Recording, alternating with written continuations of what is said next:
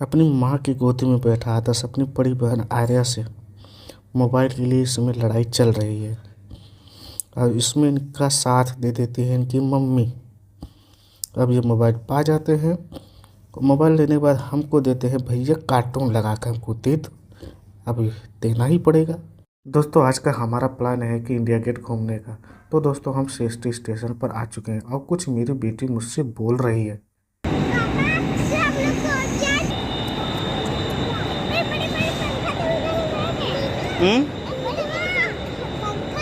हमारी बेटी इन बड़े बड़े पंखों को देखकर बेहद ही आश्चर्यचकित हो। उसको समझ में नहीं आ रहा इतना बड़ा बड़ा पंखा आखिर क्यों लगा है, क्योंकि उसने अभी तक बेहद ही छोटे और कम साइज के, जिसके पंखों की साइज 1200 mm तक होती, उन्हीं पंखों को बस इसने देखा है। मैं सीएसटी रेलवे स्टेशन से बाहर की तरफ इंडिया गेट के लिए निकल रहा हूँ और देखिए दोस्तों, हम और हमारे बेटे और हमारी वाइफ, हम दोनों जन इंडिया गेट के तरफ बढ़ रहे हैं और सीएसटी स्टेशन से बाहर की तरफ निकल रहे हैं। और दोस्तों मैं बता दूं कि यदि आप अपने बच्चों के साथ सीएसटी या उसके इर्द गिर्द कहीं घूम रहे हैं तो आप अपने बच्चों को विशेष ध्यान रखिए, क्योंकि बच्चे चंचल होते हैं, वो कहीं पर भी आगे पीछे जा सकते हैं, जिससे कि वो गुम भी हो सकते हैं और उनको जिसे खोजना बेहद ही मशक्क़त का काम हो जाएगा इस भीड़ भाड़ इलाके में। क्योंकि दोस्तों मेरे साथ कुछ ऐसा ही हुआ था। ये सीएसटी रेलवे स्टेशन का बिल्डिंग है, जहाँ पर आकर सारी लोकल ट्रेनें पर रुकती हैं और इसका जो बनावट है वो दोस्तों बेहद ही यूनिक और बेहद ही ट्रेडिशनल है। ये अंग्रेज़ों के ज़माने में से बनाया गया था। इसका लुक बेहद ही अलग है, जो कि मुंबई को एक अलग ही पहचान देती है ये। और हम लोग आगे एक बस स्टेशन पर बस का इंतज़ार कर रहे हैं। अगर बस मिलती है तो ठीक, नहीं तो फिर टैक्सी पकड़ के हम आगे की यात्रा पूरी करेंगे। मैंने दोस्तों आखिरकार अंत में टैक्सी ही मुझे पकड़ना पड़ा और ये रहा आसपास की बिल्डिंग्स। यहाँ ट्रैफिक लगा है तो कुछ टाइम यहाँ पर टैक्सी रुकी है, तो मैं आपको ये बिल्डिंग का नज़ारा दिखा देता हूँ और इसी तरह से मैं आगे की तरफ बढ़ रहा हूँ। सामने ये बेहद ही भव्य वाइट हाउस जैसा बिल्डिंग यहाँ बनाया गया है मुंबई के अंदर, जिसको देखकर दोस्तों एक अलग ही आभास होता है। और आगे की तरफ हम लोग बढ़ रहे हैं और जल्द ही हम इंडिया गेट के पास पहुंचने ही वाले हैं। ये पास में एक ट्रैफिक था तो हम यहाँ पर रुक गए और हम ये इधर का चौराहे का व्यू कैप्चर करने लगे। तो बगल में ये आर्मी का गेट है, तो आर्मी वाले ने सीटी मारा तो हमको मजबूरी में वीडियो इधर शूट करना पड़ा, नहीं तो फिर वो मोबाइल छीन लेता, बोलता वीडियो क्यों आपने शूट किया है, यहाँ पर आप वीडियो शूट नहीं कर सकते, तरह तरह की बातें ये लोग करते। तो इससे अच्छा है कि हम वीडियो को ही ना शूट करें और आगे की तरफ हम बढ़े। और हम फाइनली दोस्तों इंडिया गेट के पास पहुंच चुके हैं और अब हम यहाँ से लेंगे एंट्री। यहाँ पर आने के बाद आपके बैग और आपको पूरी तरह से चेक किया जाता है, कहीं आप असंदिग्ध वस्तु तो नहीं लिए हैं, कोई विस्फोटक तो नहीं लिए हैं। यहाँ पर एंट्री करने से के बाद ही आप इंडिया गेट का दर्शन कर सकते हैं। ये बगल में ताज होटल है, जो कि दोस्तों हमारे भारत का बेहद ही महंगा होटल है ये।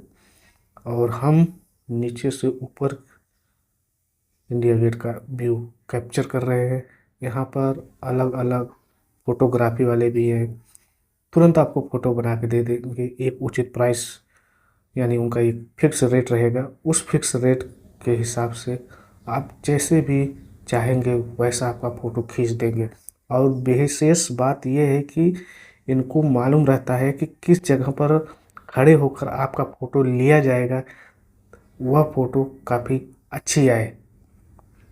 तो यदि आप फोटोग्राफी नहीं करना चाहते, इनसे फ़ोटो नहीं खिंचवाना चाहते और आपको अपने मोबाइल से फ़ोटो खींचना है, तो पहले कुछ मिनटों तक आप इनको देखिए कि ये लोग कहाँ पर खड़े होकर लोगों का फ़ोटो खींच रहे हैं, आप वहाँ पर खड़े होकर अपना भी फ़ोटो खींच लें। और मेरे सामने ये बेहद ही बहुत बड़ा शिप है, जो कि ये समुद्र के पानी को साफ करने का काम कर रही है।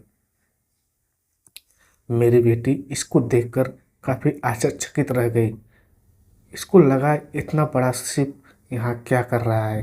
ये इसके मन में बेहद ही अलग अलग क्वेश्चन आ रहे थे। ये छोटे जहाज़ को देखकर वो बोली वो क्या है, तो मैंने उसको बताया ये भी एक छोटा जहाज़ है। फिर उसके बाद इन लोग अंदर की साइड आए और ये दोनों जन आपस में मस्ती करने लगे।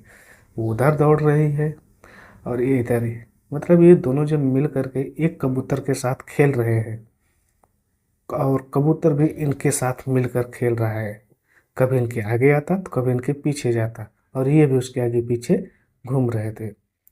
और हमारे छोटे बच्चों की शरारतें अभी समाप्त नहीं हुई है। ये बोल रहे हैं कि मुझे अभी और कहीं भी लेकर चलो।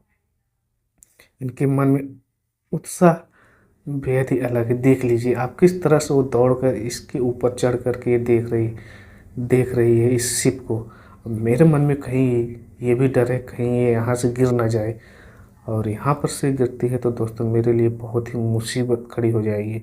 इसलिए मैं इनको बीच बीच में डांट भी लगाता रहता हूँ ताकि ये अपने सीमा के अंदर रहें, ताकि ये उनको भी लगे कि हाँ मैं आगे जाऊँगा तो मुझे खतरा हो सकता है।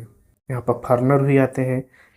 आप इधर से देख सकते हैं ये शिप किस तरह से नदी के पानी यानी समुद्र के पानी को साफ कर रही है। मैं अब इन लोगों को किसी और जगह पर लेकर चलता हूँ घुमाने के लिए। तो मैं इंडिया गेट के पास में आ गया हूँ और मैं अभी इन लोगों को इस साइड घुमाता हूँ, यानी इंडिया गेट के पीछे के साइड का दृश्य है, उधर मैं लेकर आया हूँ। इधर ये जो शिप दिख रही है ये एलिफेंटा के लिए यहाँ से आपको लेकर जाते हैं। इनका कुछ चार्जेस रहता है, मतलब सब मुझे लगता है 240-23 ऐसा कुछ है इनका प्राइस, मुझे सही से मालूम है। ये वो जो आदमी खड़ा था वहीं पर उसका टिकट मिलता है। तो वो शिप निकल चुकी है। जितने आदमी को उसका टिकट था वो सीट फुल हो गई तो वो लेकर इधर से अब जा रहे हैं। और मेरी बेटी इन शिप को देख रही है। इन शिप को और नज़दीक से देखने की इसके अंदर विचार उठ रहे हैं। इसका मन बोल रहा है कि हम इसको थोड़ा और नज़दीक से देखें।